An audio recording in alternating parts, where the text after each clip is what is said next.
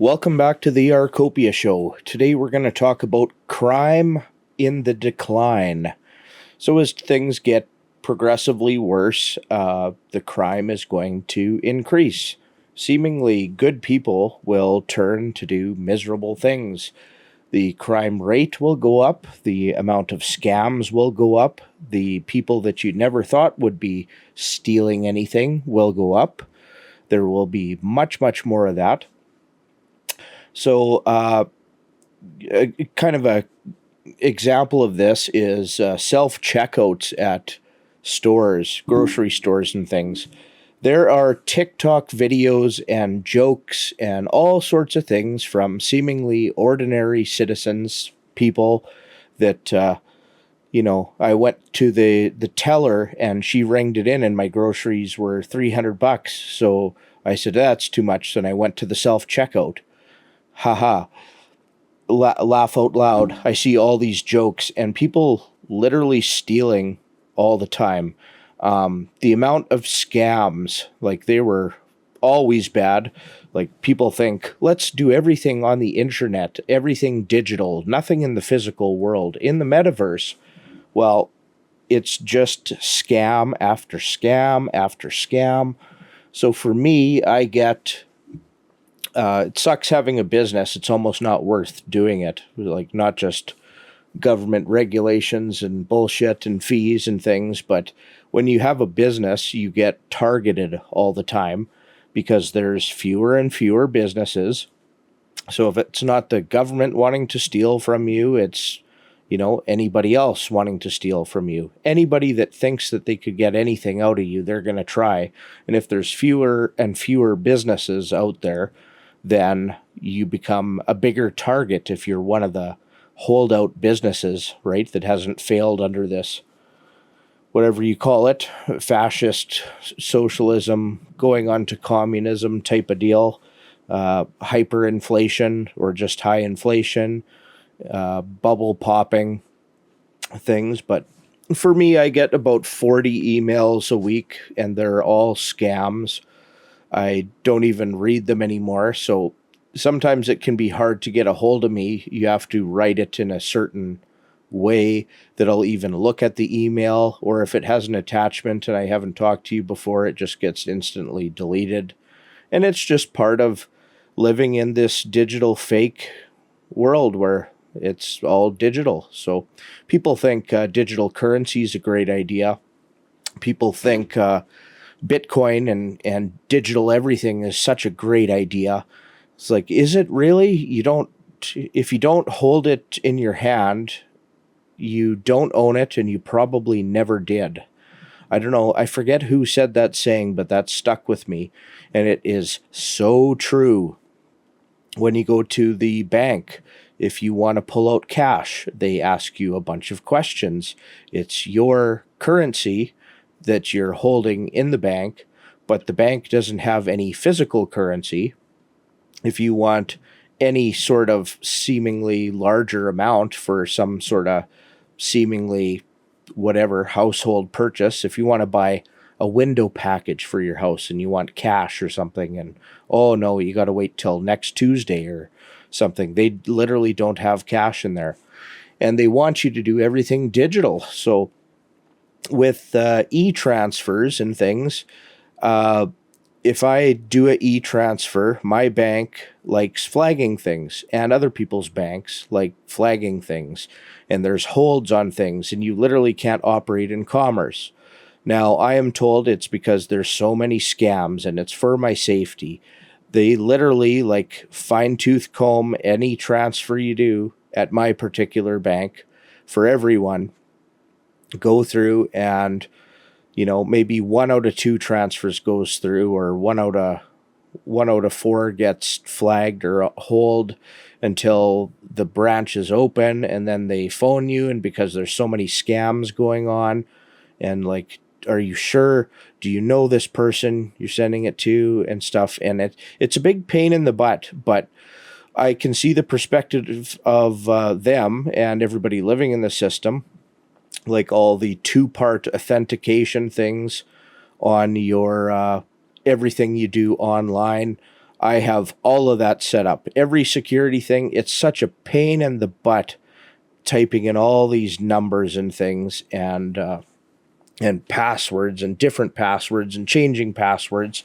But it's for my own security and resilience because there's so much scams going on. Like literally for every one legitimate person doing a business, there is probably 1,800 people just trying to scam you. It's pathetic. Like me trying to be, or really knowing my spirituality, natural law, different religions. You know, Christianity talks about how what kind of person you should be. Buddhism talks about that. Uh, all religions talk about that. And me trying to live a righteous life where I'd never steal from anyone. And I don't know if there's a hell or Buddhism reincarnation and you come back as a lesser being, maybe a moth or a blade of grass. Everybody's going to hell or a blade of grass. Most people that are alive on this planet, they do not live a righteous, spiritual, nice life. It's pathetic. You are pathetic. I don't care how hard times get. Stealing is stealing. And for some reason, I have natural law deep, deep rooted in me. I don't know why. Is it if it's higher IQ? Me knowing, a broad, not being brainwashed, me reading books. Nobody does that anymore. I don't know. But it's pathetic. From your average person that's complaining about inflation. Maybe there's somebody that's taking advantage of some kind of welfare thing, getting handouts. So their life literally creates inflation for everyone. And then they complain about inflation, and they're the ones stealing things at the self-checkout or slipping something in your purse. My little product, so my freeze-dried smoothies, I made them a certain way, like prior to anybody talking about inflation, right? They are compact, lightweight, small packaging. Like for instance, for marketing, I could have put the smoothie, left the fruit whole and had it in like the size of a medium bag of chips with a bunch of air in it. So it looks big, right? Just for marketing on a shelf. But I did compact, lightweight. So it's easy in your backpack, in your bug out bag, doesn't take up space for storing, is lightweight for hauling. Like you can put a 24 pounds of fruit freeze dried in the glove compartment of your RV when you're going on a trip, and you've got a smoothie every day for almost a month. But I've talked to many grocery stores, and on multiple occasions you talk to the manager, and this isn't even recently. I stopped. I just am online. I'm done with physical retail. That's a dying system. But anyways, these managers at grocery stores, they look at it and their complaint, and I've heard it multiple times. This package is like light and easy to conceal, and we're having lots of theft problems. We'd have to put this in a certain place in the store, or in a cabinet or in the pharmacy area or something, because of all the theft. And mine's compact and lightweight, easy to steal. And geez, that got me thinking, right? That triggers something in my brain, and then you hear it multiple times, and it's like, yeah, brick and mortar is dead. The amount of theft that's going to be coming in the future, like, people blame corporations for taking jobs and doing that self-checkout thing. Well, the companies are simply trying to reduce costs, labor costs. So when the government increases minimum wage, for instance, then that's a higher price that's on the business, and the business has to increase prices of their product or service to cover the increased cost of labor. So instead, government could say, let's increase minimum wage to $50 an hour. The unemployment would be 100%, and it would just be robots, right, within a short period of time. But trying to combat government and the inflation and put these self-checkouts, but I'm sure the amount of loss I haven't looked at any numbers or if any companies have released their numbers like Walmart or something, but I'm sure it's incredible the amount of loss of product from people stealing at self-checkouts. Just crime in general is going to get worse. You have to, make sure your vehicle's locked, no valuables in the vehicle. I try not to go anywhere, in a city. So I moved out of the city, don't own anything in the city. Even if there's, okay, here's one example. I was looking for a new accountant. I didn't like my old one. So I went and interviewed some accountants. And I interviewed the biggest and best renowned, best reputation one in my, area and their head office. I had a big meeting downtown. Well, I go downtown and it's hard to drive, get in and out of downtown. It's all their bicycle lanes and, government built downtown. It's a piece of crap. And then you can't find a place to park. And then you find a place to park and it costs me $2 to park for a half an hour meeting. I go up, it's a fancy schmancy boardroom and not my kind of place. I really liked what the accountants had to say and things, but I'm like, this is downtown. I'm not interested. I went with an accountant just on the outskirts of that area, so I literally don't have to go downtown. So I literally chose that was a big factor, is where is your head office located? Now, back in the day, you'd say, well, I'm in this high rise on the penthouse floor and blah, blah, blah. And that I'm prestigious and whatever. I look down upon that. So my accountant works out of his house and he's awesome and he's cheaper and I can park there and there's no paid parking, right? And it's not in a terrible, terrible location like downtown, right? The elite skyscraper downtown is, to me, a no-go zone. That's where all the crime is. That's where all the government workers are, the police, the bums on the street, the drug addicts, the homeless, the beggars, right? You can't walk anywhere. Hey man, you got a smoke? Hey man, you got some change? Blah, blah, blah. Like, I can't deal with it. I can't deal with that. And it's just going to get progressively worse. So if you have a business downtown, like, what the heck are you doing downtown? And there's a few other examples. I won't give you the full thing, but literally somebody I could have done commerce with. Where is your location? Oh, it's on Main Street and 2nd Avenue. Ooh, the prestigious. They literally heart of the butthole of the city, right across the street from the government building. That's the worst. The further away you go from there, the best. So I operate. I live out of town. When I have to go in town, it's groceries in more affluent neighborhood. There seems to be less problems there, but also I don't interact with the things that general society does. But I go around on the outskirts, on the Circle Drive or the Ring Road or the Grid Road to sneak into the city. And it's the industrial area probably is something I'm after, like a resource to go pick up and then get out as fast as I possibly can. I don't want anything to do with that, right? My old truck, I pulled up to whatever it was, the plumbing wholesaler, and everybody's looking at my truck and I can't believe you still have the Dodge hood ornament on that thing. I'm like, well, it doesn't come into society very much, and when it does, the truck doesn't leave my sight. So, yeah, but it's just going to get worse and worse and worse.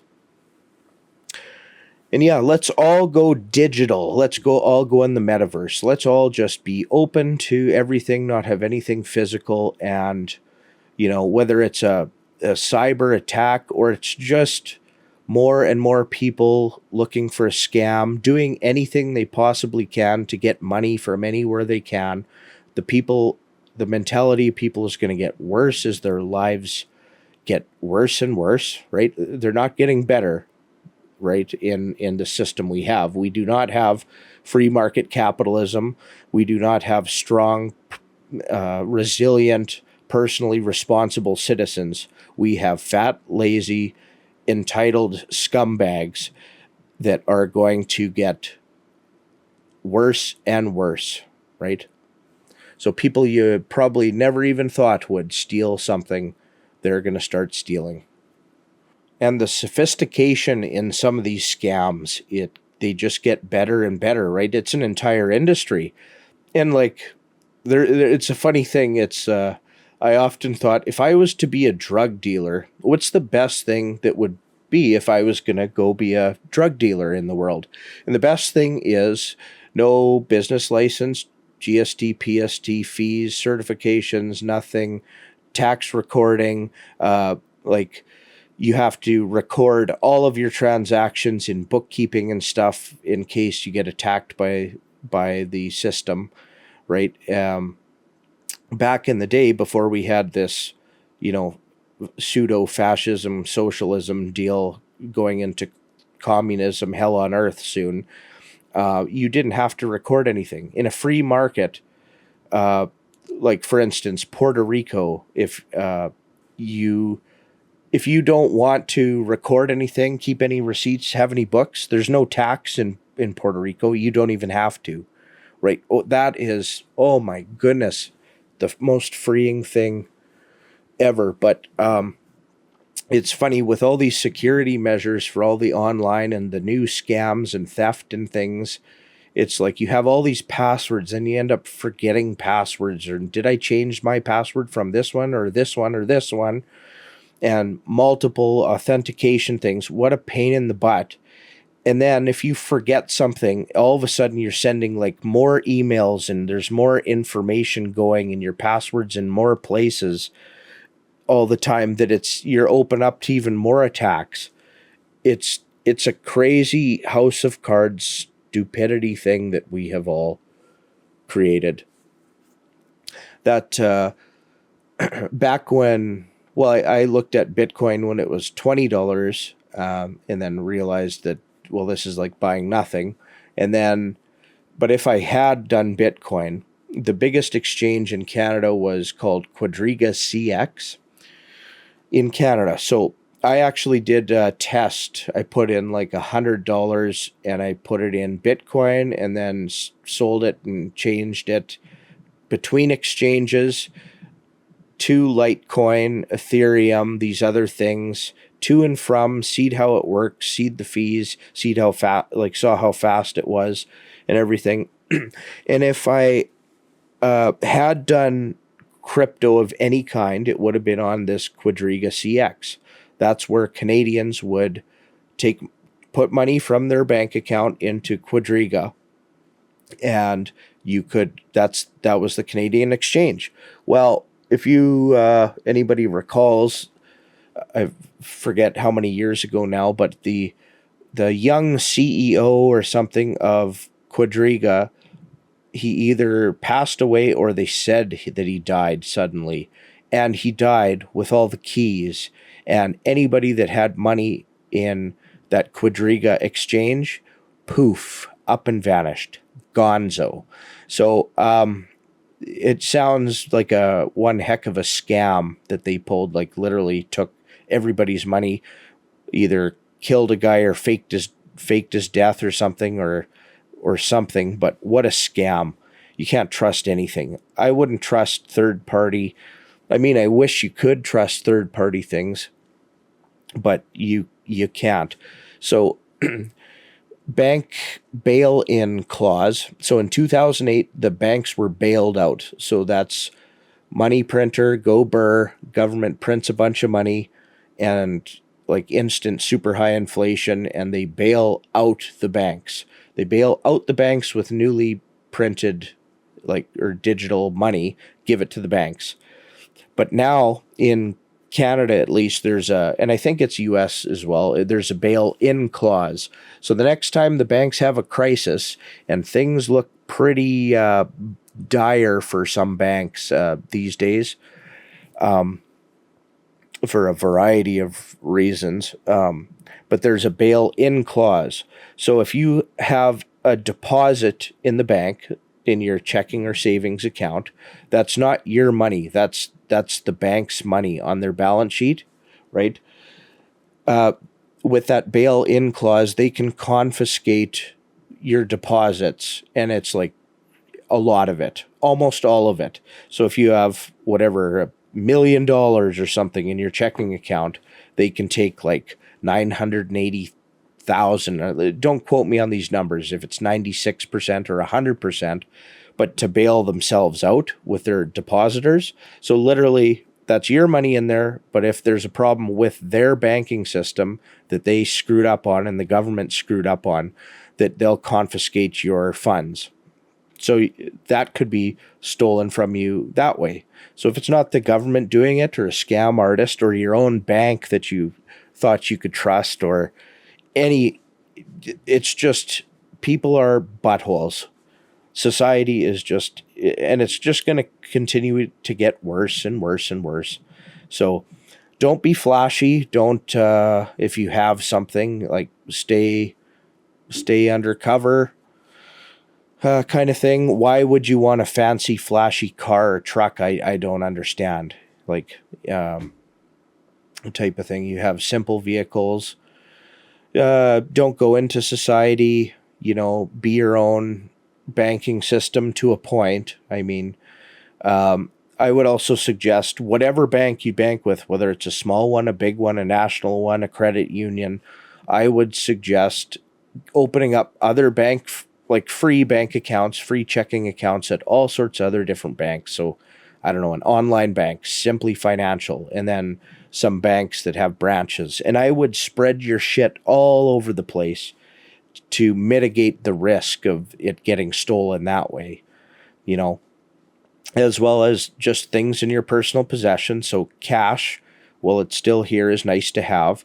So again, the banks don't have cash. So if you want to take out any sort of like amount, you kind of stop by once in a while and just take out little here, little there, little here, little there, right? Because if you want it all at once, like not even with a bank run, just today and the quote unquote good times, there is no cash there. You can't get it out. So have a little bit of that. That'll help you out. Then you have to be personally responsible to store the physical stuff, right? That's your responsibility now, instead of giving the bank the responsibility, but then the bank has the bail-in clause, so they could just confiscate it anyways. So you have to mitigate your risks for all this shit now. Now, in this weird Western country where there's this incredible victim hierarchy and things, so I get this information from my very few friends, one in particular, but he'd be in a store and he'd have some person play a victim card, like come in the store. The one he told me about was a fast food place. He's in a fast food place and he says, my ancestors used to have this land or something. Give me food. And he's kicking up a stink and starts to throw shit in the store and things. And what the workers did, they don't phone the police or nothing, or the police don't do shit all.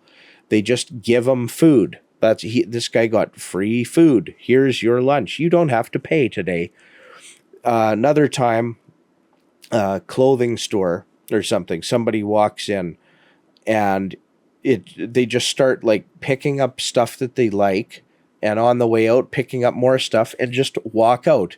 And somebody says, excuse me, sir, but nobody stops them. So you could literally, if you want to be, a criminal or something, nobody's going to stop you. Just go walk in. The stores aren't allowed to stop you. If the manager or somebody in the store stopped you or grabbed your wrist or put you, you're going to have bigger consequences than the Happy Meal or the few articles of clothing. So let alone if we have another riots, like what was it, in 2020 was the riots, or 2021? I don't know. It's all a blur of shit collapse, but the big riots in the States. Anyways, like people in their neighborhoods would literally like loot and burn down their own stores and stuff, and there's no consequences right? In fact, if you're not in there like grabbing a TV too, you're losing, right? Because there's no consequences. So you might as well just go like the last of the brick and mortar, just go in and take the rest of it. Then there won't be any grocery store, any clothing store, any store whatsoever. And then the people will be like, hey, where'd all the stuff go? Why aren't they rebuilding the store so we can loot it again? But there's no consequences for criminals either, right? So, for instance, if there's like your common downtown city criminal, like just loser, drug addict, whatever, that the police have to deal with daily or hourly, that is that guy, like, what, they don't put him in prison. They'll take him. They don't even talk to him anymore. It's just like, if he goes into a place and steals something, it's like, oh, that's just Joe over there stealing again. But, oh, there's a guy that looks like he's working that jaywalked, or his tires in the bicycle lane, or his meter's expired. Then you get stolen from the government system. Meanwhile, the criminal over there is free to steal all the free food and clothing he wants, but you look like you're not a pathetic criminal loser, so then you get theft by parking ticket or some sort of government or something. So it's quite funny, the system that we have created. So maybe it's better to be a loser criminal and just do whatever you want. Like, hungry, just go into the place and steal some food. Who cares? There's no consequences anymore. So the prisons are like over capacity all the time, and then it's people are like, well, like me, kind of complaining, there's nothing you can do to, like, for criminals. There's so many of them. What do? Build more prisons? I think in Canada it costs $110,000 a year per inmate in a prison. So that's the high paid government worker, guards, the high paid everything, the building, the infrastructure, the heating, the food. 110,000. This is years ago. It's probably like 140,000 now per inmate. So it's kind of funny. Like, what do we do with these criminals? Well, my suggestion actually isn't build more prisons and put them in, because then it costs way more to have them in prison. It's actually cheaper to let them steal the odd burger and article of clothing and whatever, and be a pain on society's ass out in the open. It's cheaper than having them in prison. So, and yeah, and even lots of the government positions where they're useless and they provide no value and everything, but so we'll just pay you to go sit there. But if you fire them and there's no other jobs available, then you have to pay them with the welfare system to sit home. So at least you had to like get their butt to their cubicle or something to do something. But unfortunately, the things that they do gets in the way of anybody actually doing something. So it's, yeah, I don't know. What I'm trying to say is the answer to all this is always the same. Everything I talk about, your personal solution is always the same. Leave the city. Go rural. Be your own central bank. Be more self-sufficient. Use cash. Store some of your own wealth in your possession. Things. Be resilient. Be economically viable, meaning create enough food that you feed yourself even. That's economically viable, looking after yourself. You don't even need over and above looking after yourself. Just be economically viable. And the solutions are all the same for everything. For inflation, for depression, for the future, for protecting yourself against crime, natural elements, government, wars, everything. The solutions are all the same. You become a preparedness-minded, personally responsible person. Leave the system as far as you can. And that's that. So preppers are wonderful. They get such a bad rap that, oh, we're crazy people. It's like, no. If you live in the city, you're a crazy person, right? If you have a business and are paying rent in downtown with paid parking and extreme high every like cost of everything. No, you're crazy. No, preppers are normal. Like that's we should just call them normal people. Normalers. Let's change the word from preppers to normalers. Let's change the word from general public to stupid idiots. I don't know. But let me know what you think. If you're seeing an increase in crime, in scams, in theft, in all that sort of stuff, and let me know what you do to protect yourself. So if it's changing passwords, multiple banks, cash in hand, diversification, sticking to yourself, not going downtown, let me know what you guys do because I'm curious. I can't be the only one taking steps to try to protect myself from the stupidity.